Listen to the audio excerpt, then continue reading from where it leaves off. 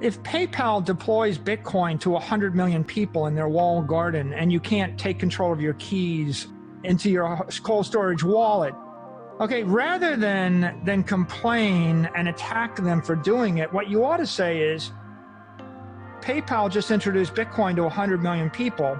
And if you're the person that feels so strongly about cold storage on a hardware wallet, well, then you should be happy because you still have a business.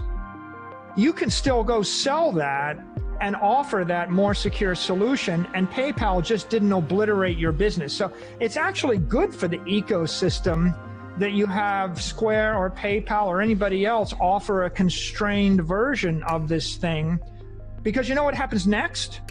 Yeah, PayPal is not going to put the cold storage wallet guys and the Bitcoin, they're not going to put the Lightning Network out of business. They're actually going to feed the value in the Lightning Network and cold storage. And you know what else they're going to do?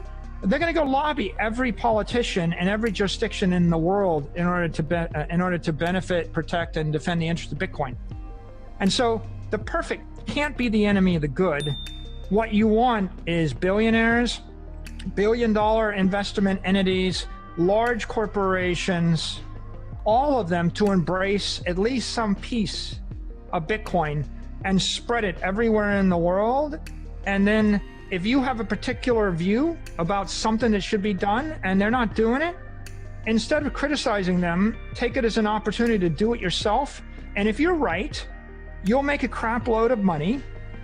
And if you're wrong, the market will determine that you're wrong, and maybe your idea wasn't that important after all. And Scott, like, one of the things is that's one of the benefits I have is I have 30 years in business, and I've had a lot of ideas, and I launched a lot of ideas, and some worked and some didn't work. You have to have and by the way, I never launched an idea that I didn't passionately believe in and love. I never launched a bad idea. They were all good ideas.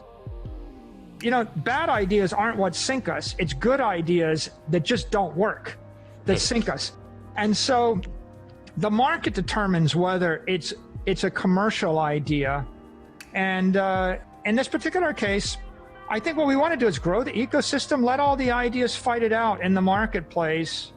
And as the entire Bitcoin community gets bigger, if your agenda is you just want to make money for some evil capitalist, well, that can be good for all of us. And if your agenda is to help the billion people in sub-Saharan Africa, that's good too. And they actually both have aligned interest at this point in time, which is kind of a thing of wonder, isn't it? I mean, it's kind of a beautiful thing that you have so many different constituencies that all have an aligned interest, and you can benefit everybody in every way if you move forward constructively. Which disincentivizes bad actors as well. Even it disincentivizes bad actors. I mean, that's the beauty of cryptocurrency, Bitcoin in general. And then you can obviously, there's the sort of infinite regress going into the different altcoins and stuff. But I mean, you have a system where greed can be good, and it benefits you if you want to be greedy to help the system. It's greed in search of truth and life and beauty. And if that's greedy, then questing for truth, life, and beauty and timeless elegance isn't something to be ashamed of. By the way, there's one more point that should be made, which is economists think Bitcoin is unique because it's scarce. And in the financial community, it's the scarcest asset. And that is unique in finance. But if you're an engineer, and I'm an engineer, and I was surrounded by engineers at MIT, civil engineers, nuclear engineers, aeronautical engineers, electrical engineers, all sorts of engineers. And the purest engineer, not software engineers, are kind of quasi-engineers because they can cheat on a lot of things, because in cyberspace, you get to, you're not really subject to the laws of relativity and thermodynamics and the likes. So computer scientists, I put it in a different category. But if we think about all the other engineers, hydro engineers, naval architects, naval engineers, chemical engineers, scarcity is not unique. Scarcity is the law of thermodynamics. Scarcity is conservation of energy. Scarcity is Newton's laws. Scarcity is pretty much all physical laws. Conservation of energy, mass energy, they must be conserved. The entire universe works on the principle. And what follows from that principle is you can't make a machine that works by breaking the laws of thermodynamics.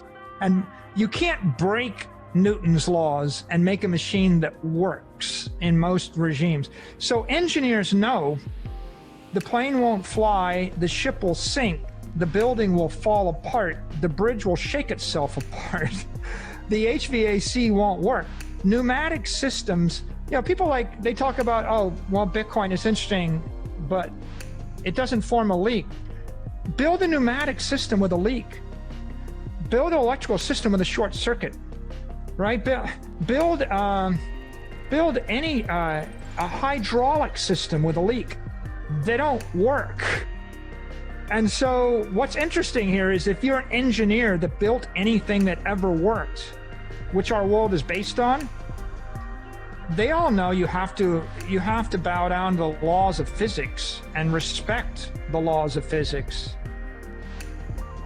Bitcoin is special because it's the first economic system that respects the laws of physics, and everybody's breaking the law everywhere else. They're breaking the rules in bonds and equities and cash and gold and silver. All of these things have leaks in them. And the only reason that economists didn't have to face this fact is because we never actually created a system that didn't have a leak in it.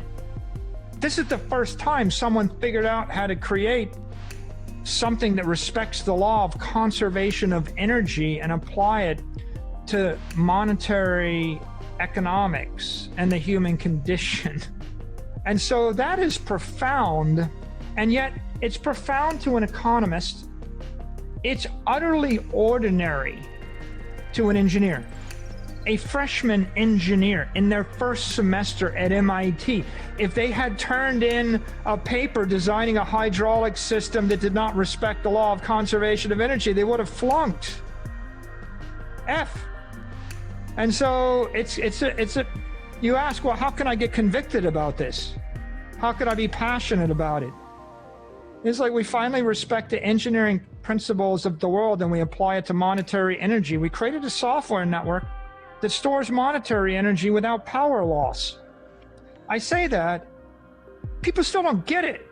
Like most finance, they just don't, it's not clicking with them. We invented fire here. We invented fire. It's like, what could be more profound to the economy of the world than creating a network which will store and channel power through time and space with no energy loss? And once you understood that, you would do everything you could possibly do to make that work.